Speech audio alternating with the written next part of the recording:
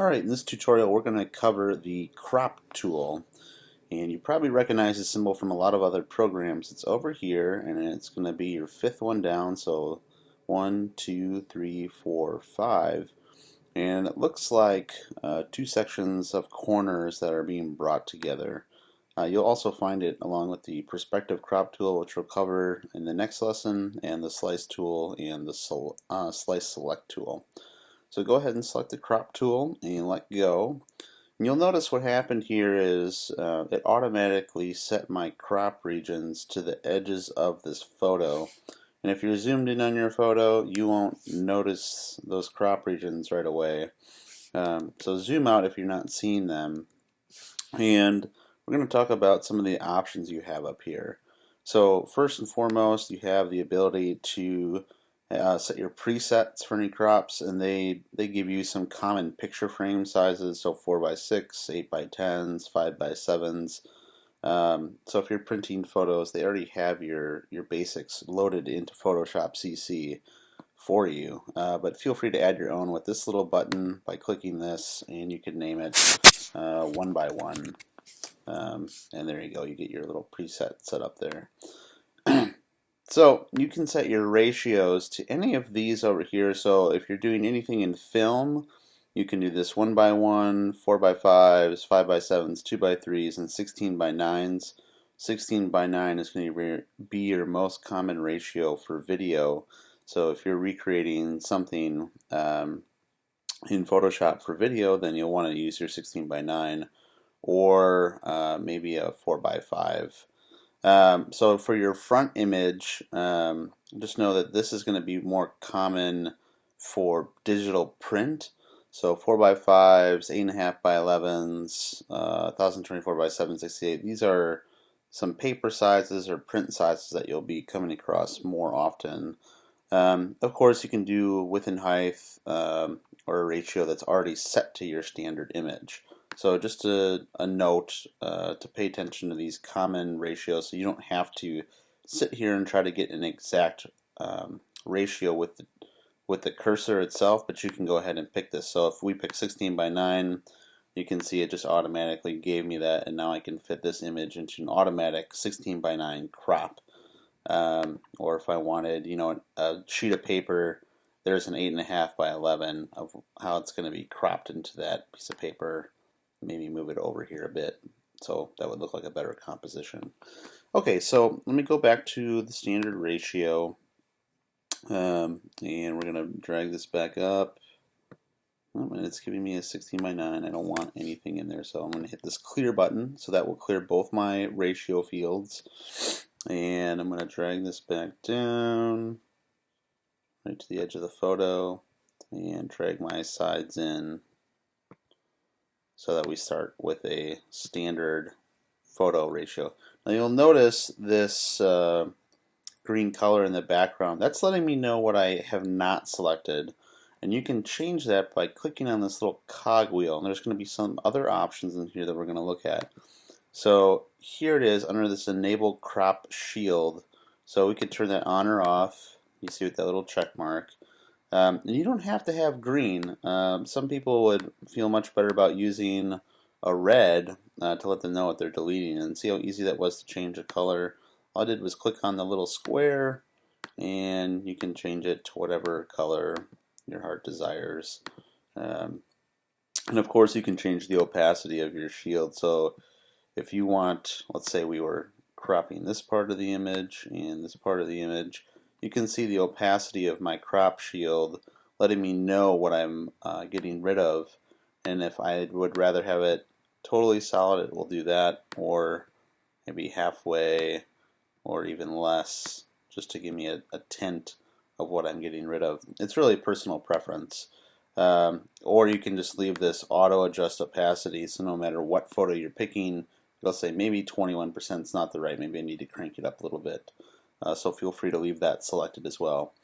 If you have this classic mode selected, it takes you back to the original Photoshop where it will crop with a shield just inside of the image and not outside on your canvas. So if you like classic mode, you have that option back in the old areas, or you can manually turn this on and off.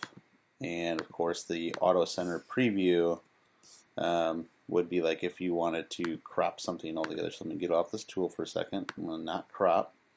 And I just wanted this. See how it shifted my whole screen so my crop was in the center, or if I sorry, I didn't mean to rotate that there on you. Go back, and so that was not cropped. And I'm going to crop just this little section over here, and I'm going to show you how the auto center works. See how I did that again? It just auto centered for me. So that can be really helpful to have this auto center preview selected under this little cogwheel. Okay, so I'm going to get out of here. Don't crop, and then I'm going to zoom out for you and go back into my crop tool. And this delete cropped pixels, what will happen is if you crop this section, you have these three options over here. So this will be basically like a rewind button. So reset the crop, so you can go back to the original, or not doing the crop. These other two buttons. So if we crop her again, this will be the cancel, and this will be basically a proceed or accept the crop. So if I do that and I have this delete crop pixels selected, watch what happens. It deleted everything else around here, and it's now gone. There's no going back with this button anymore. You can Command Z like I just did and go back, but there's no going back with this tool anymore. So if I were to do this, and I'm like, oh no, I don't like that crop, that's not what I wanted, you can just hit this little circle with a slash through it to cancel, and it'll bring you back. So no matter what you do, if you're unhappy with the way your crop ended up, just hit this button and it'll take you back. Okay, so one more thing before we get to this button, which is the fanciest set of selection tools there is this little straighten thing. So say we cropped her, but we don't like it totally straight, so we want it actually at an angle. You can take this button and draw this line and change it. That's pretty cool, right?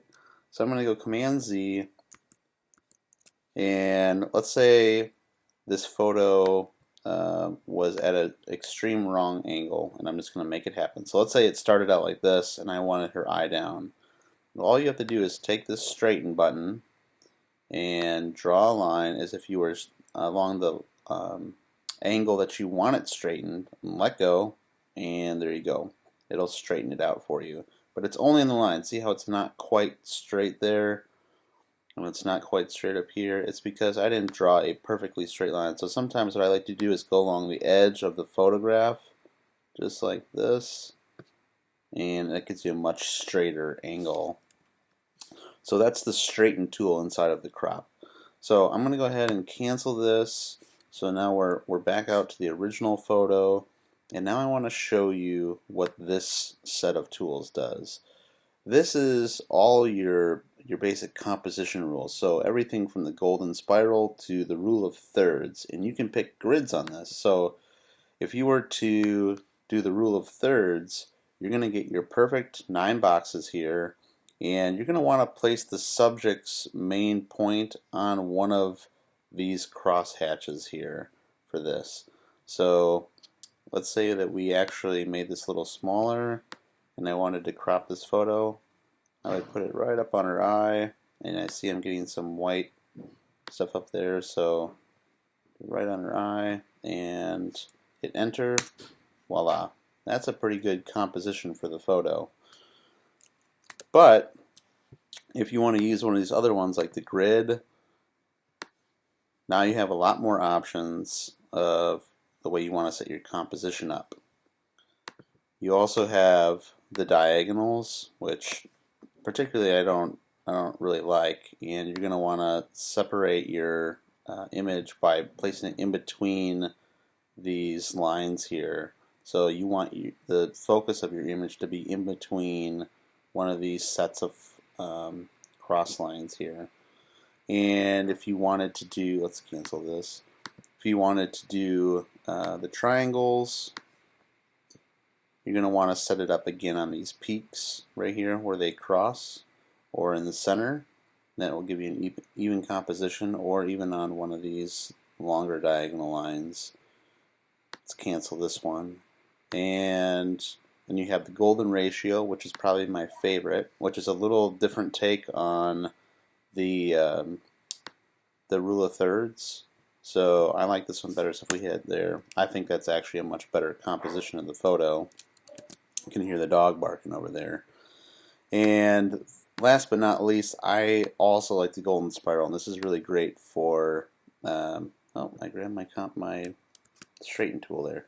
This is great for graphic design, and I'm going to do something funky here with the golden spiral. You can see my spiral in there, and if we hit enter, see, that's a pretty good composition, and all I did was follow where the spiral is. So what you want to do is you want the focus of your subject as close to the center of the spiral, and then you want the rest of the design to flow along this line if possible. So actually, if we did this